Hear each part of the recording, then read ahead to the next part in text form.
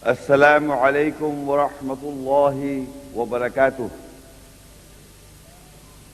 Peace and blessings and mercy of Allah on all of you.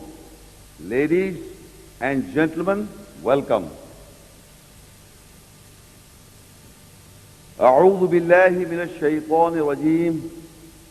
I seek refuge with Allah from the shaitan, the stone, the Satan, the stones. Bismillahir Rahmanir Rahim.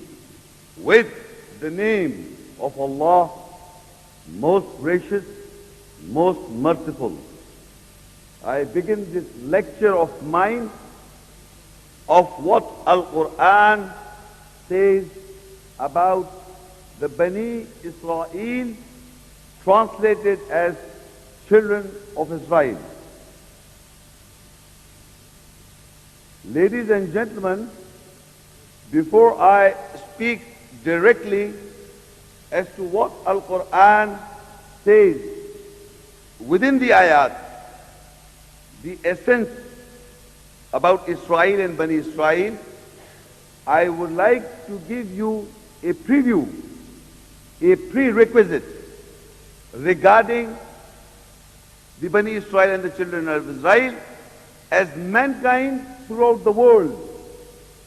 As mankind throughout the world have been thinking, who are Israel and Bani Israel?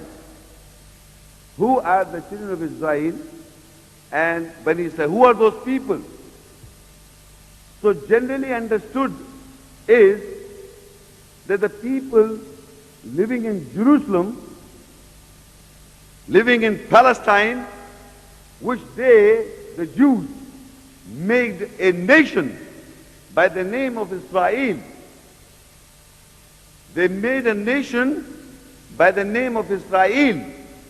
And people living in Israel as a nationality, they are calling Israelis themselves. Do you agree to this? People, Jews, who are living in Israel, calling them as a nationality Israel. Like people born in America call themselves Americans, and people born in Pakistan call them as Pakistanis. Well, people born in Israel, a Jew, he called himself as Israel. I'm Israeli. Do you agree? Is that being understood or not? Please speak up loudly. Because what I'm going to speak, I want a rhetoric answers from you people. So this is the understanding that the present day Jews living in Israel are Israelis. So what the Quran has to say about the Bani Israel or the children of Israel, we are going to read the book Quran and understand it. Who are the children of Israel? So before coming to the subject, I would like to inform all the brothers and sisters that there is a Bible in the world. This Bible I hold in my hand, which there has two parts, the Old Testament and the New Testament. The Old Testament is supposed to be the book of the Jews. People, the Jews, believe in the Bible, the first part, the Old Testament. They believe in that, the Jews. And the New Testament is the second part, which the Christians believe.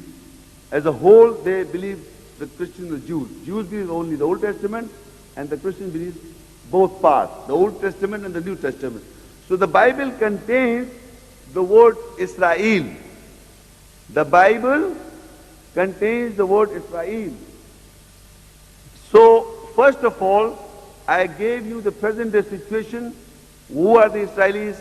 Now I would like to give you, according to the Jews and Christian faith, according to the Jews and the Christian faith, what the Bible has to say about the Israel or the children of Israel. So first we look at to Genesis 32 and verse 25 on page 2.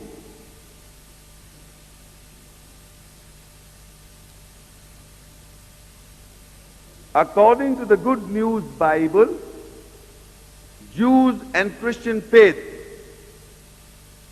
This is a reference in the Bible. All the Bibles of the world, there will be some translation difference, but the essence which I am going to read is according to the Good News Bible. Genesis 32, verse 25. When the man saw that he was not winning the struggle, he struck Jacob on the hip, and it was thrown out of the joint. I will give you the context of this word. Jacob is a translated of Yaqub alayhi salam and mentioned in the Quran. Yaqub alayhi salam mentioned in the Quran is Yaqub alayhi salam. They have translated the word Yaqub alayhi salam as Jacob, and they have got a record of the Jacob in the Bible. The personality is the same, but what they are understanding from Jacob, that is mentioned in the Bible. So the Jacob in the Bible, is wrestling with a man.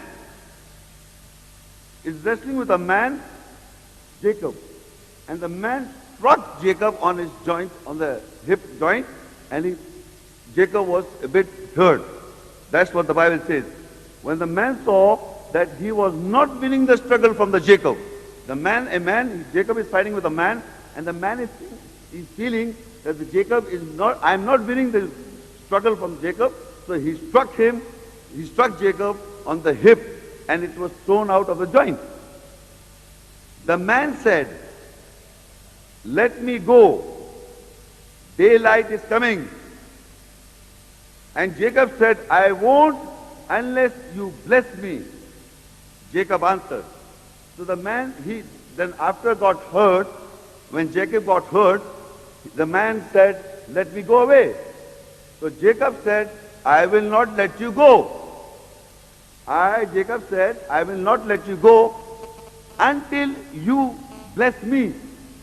Jacob is telling the man to bless him. Are you listening? So the man asked, "What is your name?" The man is asking, "What is your name?" The man asked, "What is your name?" And Jacob answered, the man said, no, "What is your name?" The man asked, Jacob, he answered. Meaning Jacob said, "My name is Jacob. My name is Jacob." So the man said, "Your name will no longer be Jacob. You have struggled with God and with men, and you have won, and your name will be Israel." Imagine, Jacob has struggled with God and has struggled with men, have been winning the battles with God and with men. So the man said, "You are being blessed. Your name is no more Jacob, and you are Israel." So this concept that the name, title given to Jacob is Israel is mentioned in the Bible. According to the Jews and Christian faith, that Jacob has struggled God and men and won the battles, so God blessed Jacob and gave him the title Israel. That is the existence of word Israel in the Bible. Is that clear? That is the existence, how Jacob got the title as Israel. लक़ब दे दिया उसको, Jacob को, Israel. So this is from the Bible, and this belief is of the Jews and Christians. Further in Jeremiah 50, the Bible God says, I'm using the word Bible God, it's not Allah. is what the Bible God says, my people are like sheep whose shepherds have let them get lost in the mountains. They have wandered like sheep from one mountain to another, and they have forgotten where their home is. So the Bible God says, my people are like sheep. And the shepherds, the scholars, the learned people have get them lost in the mountains. Who? The Israelis and the children of Israel got lost. Lost sheep, the people of Israel. So my people are like sheep whose shepherds have let them get lost in the mountains. They have wandered like sheep from one mountain to another, and they have forgotten where their home is. So in the Bible, the God Bible says, the people have forgotten, my people, God's people have forgotten their house, so they wanted to establish a house, took the Palestine and made Israel.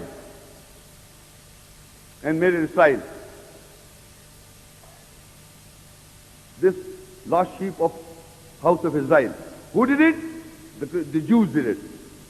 They want to find where their home is. They are wandering from one mountain to another mountain. They want to establish the Bible, that we are lost sheep. Who have lost them? Their learned people. Their learned people have made them lost, according to the Bible I'm talking about. Up till now, I have read Bible. I have not yet come up to the Quran. So this understanding is the Bible and the faith of the Jews and the Christians. I want the Jews and the Christians to know themselves.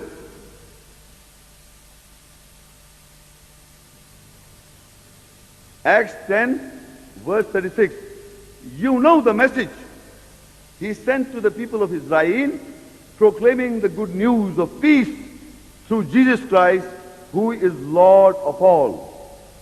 God of the Bible is saying, you know the message that he has sent to the people of Israel, proclaiming the good news of peace through Jesus Christ, who is Lord of all.